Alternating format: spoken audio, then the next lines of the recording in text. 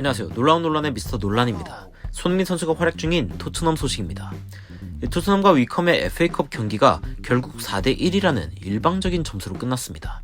이 경기를 보지 않으신 분들은 1부 리그 우승 경쟁 현재 진행형인 토트넘과 2부 리그 최하위 위컴과의 경기가 일방적이었다고 생각하실 수도 있습니다. 하지만 점수차에 비해 생각보다 이 경기 자체는 긴장감이 흘렀습니다. 그리고 이 강력한 긴장감을 결국에 해소해준 것은 바로 손흥민, 케인을 포함한 1군들의 대거 교체 출전이었는데요. 외신 역시 이에 대해 언급하며 이번 경기에 뚜렷한 활약은 없었던 손흥민과 케인에 대해 이야기했습니다. 어떤 내용인지 바로 들어가 보시죠.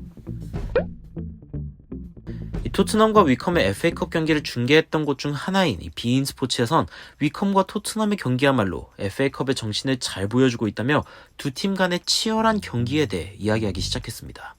이 경기 이전에 치러진 첼트넘과 맨시티의 경기 역시 이 첼트넘의 선제골 이후 맨시티가 81분에 동점골을 넣고 그 뒤에 추가골을 몰아친 형식으로 진행되었다는 점을 지적했는데요.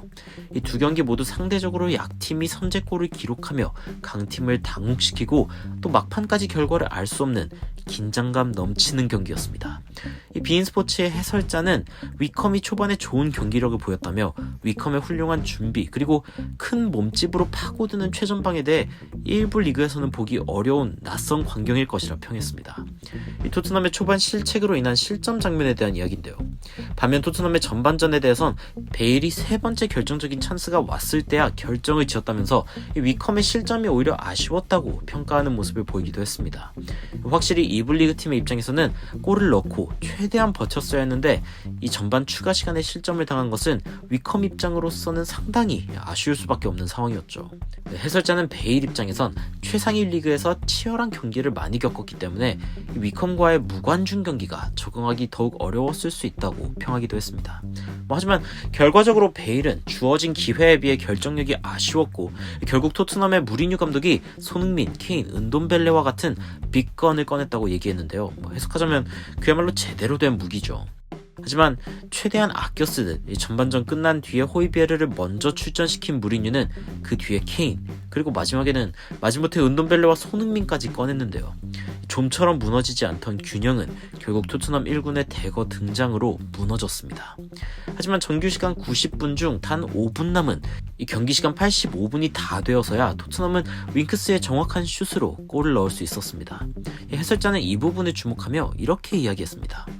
위컴은 토트넘이 이렇게 대단한 선수들을 활용해야만 했다는 점에서 자부심을 가져도 됩니다. 그들은 2부 리그 최하위에 있지만 더 잘할 수 있다는 자신감을 얻었을 것입니다. 위컴의 골키퍼가 상당히 좋은 선방을 여러 차례 보여줬지만 해설자는 하지만 결국 마지막에는 그들이 어쩔 수 없을 정도로 너무 일이 커진 상황이었다라고 이 경기에 대해서 요약하기도 했습니다. 이 경기 막판에 은돔벨레의 마법 같은 터치와 마무리는 확실히 경이로움의 대상이며 이에 대한 찬사가 터져나왔지만 결국 위컴이 토트넘을 견딜 수 없게 된 것은 1군의 출전이라며 오히려 손흥민과 케인의 등장에 대해 큰 의미를 부여하기도 했습니다. 그리고 이는 이 스포츠 중계 채널의 현지 해설자들만 그런 것이 아니었습니다. 위컴의 감독 역시 이와 비슷한 이야기를 했습니다. 손흥민과 케인은 도합 1도움밖에 올리지 않았는데 과연 왜 이들이 언급된 것인지 인터뷰 바로 살펴보시죠. 위컴의 감독인 에인스워스는 이 경기가 끝나고 난 뒤 BT 스포츠와 인터뷰에서 이 경기 결과가 과정과는 조금 다르다며 저 빅네임들이 출전해야만 하는 상황을 만들어냈다는 것에 대해 어깨가 으쓱해집니다 라고 인터뷰를 하면서 패배를 즐겁게 인정했습니다.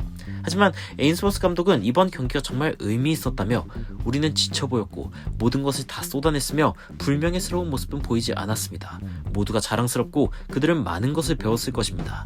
우리는 다시 한번 도전할 것입니다. FA컵은 아니겠지만 챔피언십에 잔류하는 것에 대한 확고한 의지가 생겼습니다. 라며 이번 경기의 의미에 대해 되새기는 모습을 보여주었습니다. 빅터 프랭클의 죽음의 수용소에서 라는 책에 등장하는 한 인물은 3월 30일 날 종전이 될 것이라고 믿다가 결국 그날이 찾아와도 아무 일이 없자 갑작스레 건강이 악화되어 목숨을 잃게 되는 사건이 발생하는데요. 어쩌면 위컴 역시 1군의 대거 등장 전 최대한 결과를 내보자고 다짐했다가 이 터져나오는 역전골과 추가골에 의지를 완전히 꺾여버린 느낌이었습니다. 위컴이 토트넘을 이기고자 했던 건 헛된 희망은 아니었습니다. 4년 전 토트넘을 곤란에 처하게 하며 결국 3대4로 토트넘에게 진 위컴은 그 사이에 승격을 하면서 더 강해졌다고 믿었습니다. 그리고 에인스워스 감독은 경기 전에 선수들에게 해당 경기의 장면을 보여줬다고 이야기하기도 했죠. 가끔 FA컵에선 하위 팀들이 상위 팀들을 이기는 반란이 일어나곤 하며 현지에선 그것을 Magic of the FA Cup, 의역하자면 FA컵의 기적이라고 부르기도 합니다. 하지만 이는 FA컵 초기 일정에 다른 빅팀들이 리그와 챔피언스 리그 등 더 중요한 경기에 집중하거나 체력 안배를 하는 상황에서 더 자주 발생하며 결승에 가까워지는 상황에서는 일어나기 어려운 일이기도 하죠. 게다가 위컴은 토트넘 역시 한층 더 강해졌음을 무시할 수 없었습니다. 이기기로 작정한 무리뉴는 결국 토트넘의 에이스들인 호이비에르, 케인, 손흥민 그리고 은돔벨레를 모두 투입하기에 이르게 됩니다. 추가 시간까지 끌지 않겠다는 단호한 결단이기도 했지만 상대방의 강함을 충분히 인정하는 교체라는 의미도 있었습니다. 그런 의미에서 첼트넘과 위컴 모두 실점 후에 추가 실점이 일어났음이 단지 우연이 아니었음을 짐작해 볼 수 있는데요. 이 강한 팀을 상대로 버티다 희망의 끈이 놓아지는 순간 무리한 공격 시도로 인해 밸런스가 망가지게 되기도 하며 강팀은 파죽지세를 이어가려고 맹공을 퍼붓는 모습을 보였습니다. 토트넘과 위컴의 4대1 그리고 맨시티와 첼트넘의 3대1 경기가 단지 스코어만큼 굴욕적이지 않은 이유가 여기에 있습니다. 그리고 스탯상으론 큰 활약을 보여주지 않은 손흥민과 케인 역시 팀의 승리에 대해 기여했다는 평가를 받는 이유도 동일합니다.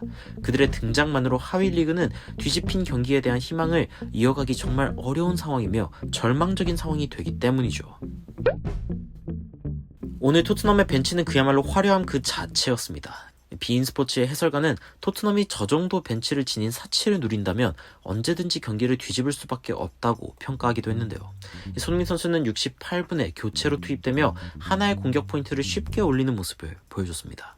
이번 시즌 16개의 골 그리고 10번째 도움을 기록하면서 시즌 10-10을 기록하게 되었습니다.